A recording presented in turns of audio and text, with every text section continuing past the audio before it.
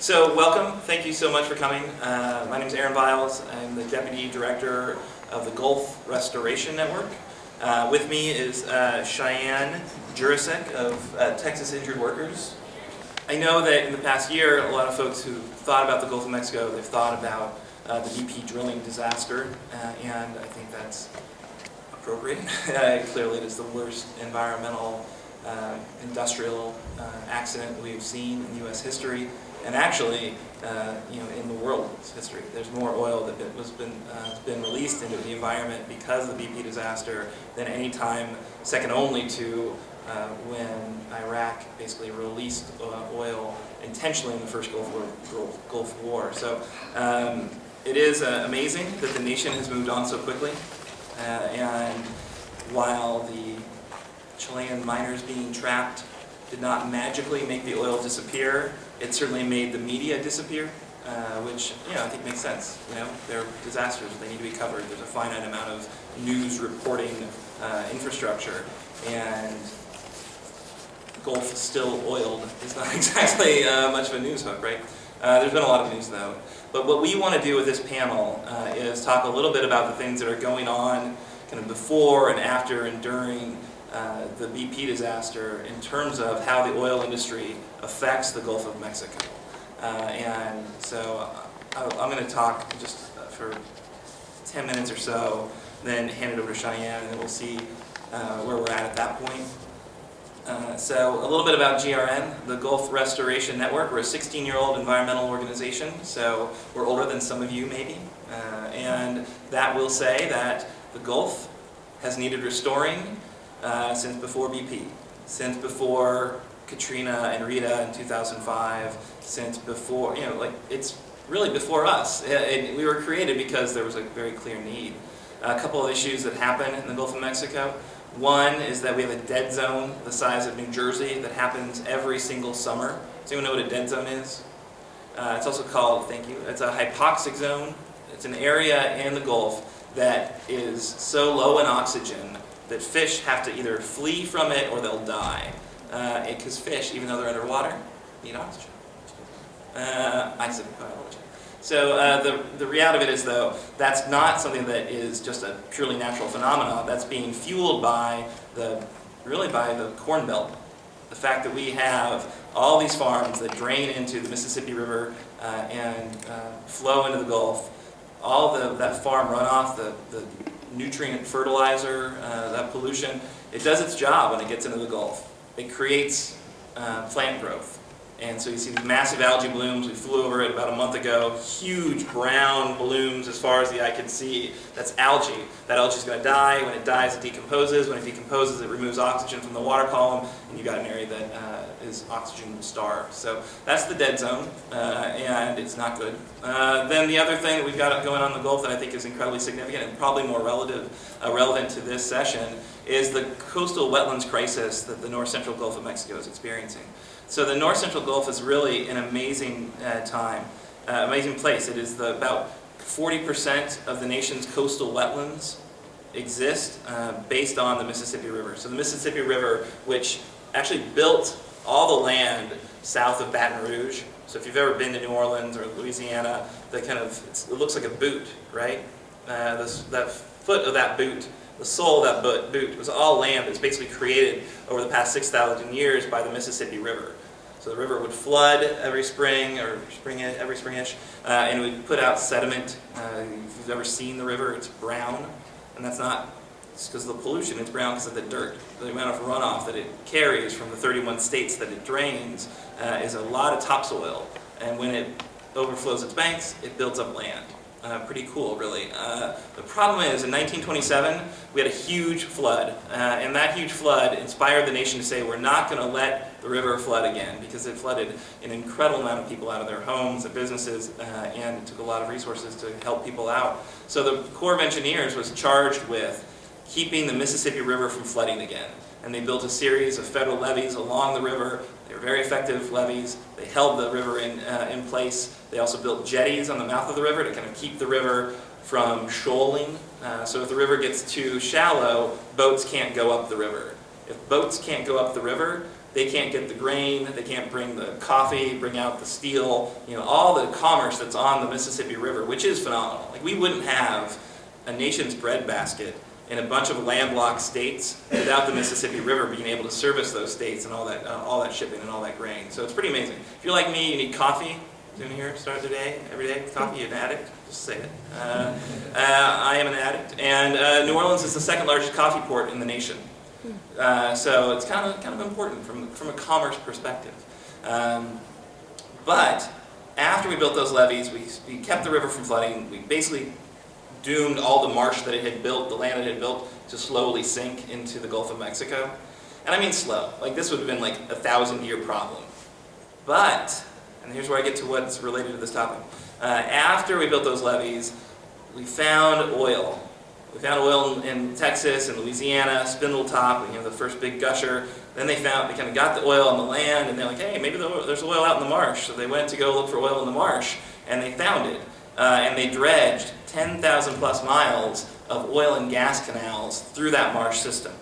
There weren't really any rules when they started doing it. After the Clean Water Act was passed, there were some wetlands laws that went into place that were not followed. The oil companies bought up most of the land, ultimately, in this marsh system and treated it like a sacrifice zone, really. I mean, this is the nation's energy sacrifice zone.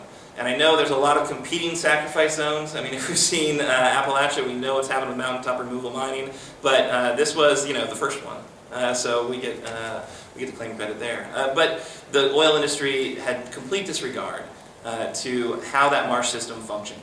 We have data, we have reports that were done by the federal government back in the 60s that said, this is killing the marsh. And here's how it does it. So if you dredge a canal through a marsh, you just remove that specific area, right? So instead of marsh, it's canal. But in creating the canal, it does a lot of things as well. You basically pile the stuff, the muck that you're dredging on the side of the canal. And when you pile that up, you interrupt the sheet flow. And if anyone here actually is a biologist and knows about wetlands, they need sheet flow, the water, the way, wetlands, right? So the water is a very critical part of how it all functions. And by interrupting it, you have some pretty significant impacts. The other thing that's really problematic is when they're getting to the oil, they drill for it, they find it, they remove it, and you've got the oil or the gas has come out, and you've got all these faults that are in this marsh system, kind of a mucky system. You remove the oil, and you get subsidence at a much quicker rate. So that land drops in to basically fill the void. And then the other piece that's really problematic is the salt water. So in a marsh system, you've got brackish and freshwater marshes, and it's a continuum, right? So in the freshwater areas, you've got these amazing cypress swamps, or had these amazing cypress swamps. And that's really a freshwater system. And then you've got this marsh that's more brackish and intermediate, and then you've got the barrier islands out in the kind of saltwater area. But by dredging these canals, you basically let saltwater get into areas that were freshwater or brackish, and that's not good. Salt is actually, it's a toxin basically to plants that are not salt tolerant. And so that kills the marsh. When the plant matter decomposes, it falls apart far quicker. And then also these spoil banks, kind of like mini levees that are out there in the marsh. And so when wind-aided tide pushes in a bunch of salt water, it gets over these mini levees, the water can't flow back out, and that's, again, a saltwater intrusion. So a lot of different reasons why this marsh is falling apart. We do know that sea level rise does not make our job any easier protecting and sustaining this marsh. But the coastal researchers that we work with say that the oil industry impacts are 40 to 60% of the reason that we're losing this incredible amount of marsh. So I said before, we have 40% of the nation's wetlands in that area created by the Mississippi River. We have 80% of the nation's wetlands loss. So the rates of loss are incredible. It's about a football field every 45 minutes. So, basically by the time you walk out of here, an area this size turned into open water. And it's happening every single hour, every single day. And there's basically two people or two entities that did it. It's the U.S. Army Corps of Engineers, because they built these levees, maintained these levees, and it's the oil industry. Those are the two players who are killing our coast. And the interesting thing here is those oil industry folks, I mentioned, they own a lot of the land, so it's hard to compel them to do it better and to do it right and to go back in and backfill these canals and get rid of these spoil banks and to help remediate it. The ultimate thing we need to do is to make sure that we put the Mississippi River and the nutrients that it carries, the fresh water and the sediment, we need to kind of work to replicate nature as much as we can. We need to reintroduce the river into this marsh system. We can do it. They're called diversions. Actually, it's very interesting. In the Atchafalaya Basin, where have you ever heard of the Atchafalaya? You won't be able to spell it. It's this crazy Louisiana word.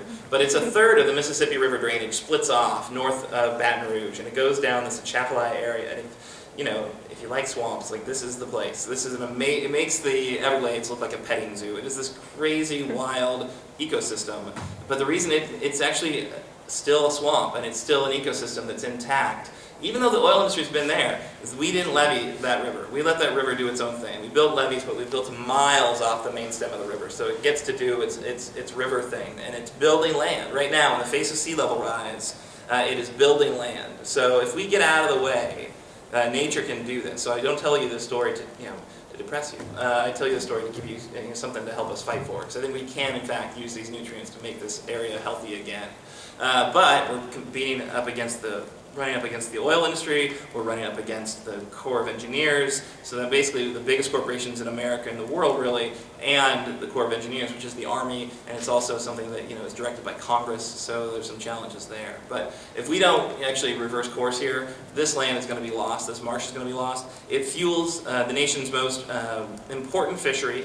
Right, so you guys heard the stories about BP putting a lot of fishermen out of work. Well, they're going to get back to work, really, and because that ecosystem still, even though BP's oil has been in it, it's still productive. We're still going to see shrimp, oysters, blue crab. Anyone here from Maryland, like you like to talk about your crab cakes. The crabs that make up your crab cakes are from Louisiana. It's from this marsh that's still productive, and if we let that fall apart, on our watch. We're going to be losing the bulk of the nation's wild-caught shrimp, the bulk of the nation's wild-caught crab, and oysters as well. So I think that's important. Other than it's important if you like your coffee, we've got to protect these ports, these shipping areas. If you'd like to see Katrina not ever happen again, the natural storm protection that these marshes and this ecosystem provides is far better, far more reliable than levees. So every mile or 2 miles or 3 miles, depending on what type of marsh, that a storm surge travels over, that storm surge will be reduced by a foot. So when New Orleans was settled, and most of these coastal communities were settled, they weren't right on the Gulf of Mexico. They were 20 or 30 or 40 miles inland, and between them was marsh and cypress swamp and barrier islands, and all of that adds up to very significant, very real natural storm protection. That's why they were settled there. So that they were protected from the storms that came in every summer.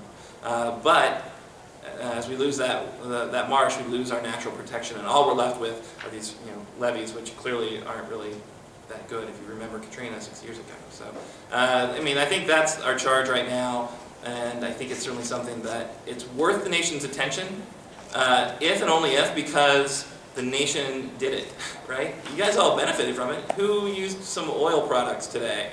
And I know you're all hippies and you don't want to do that, but it's like, yes, you did, and I did too. And here's something. We want to change the future. We have to change the future and get off this stuff. But the reality of it is, how we grew our economy and how we created our nation was fueled by this oil.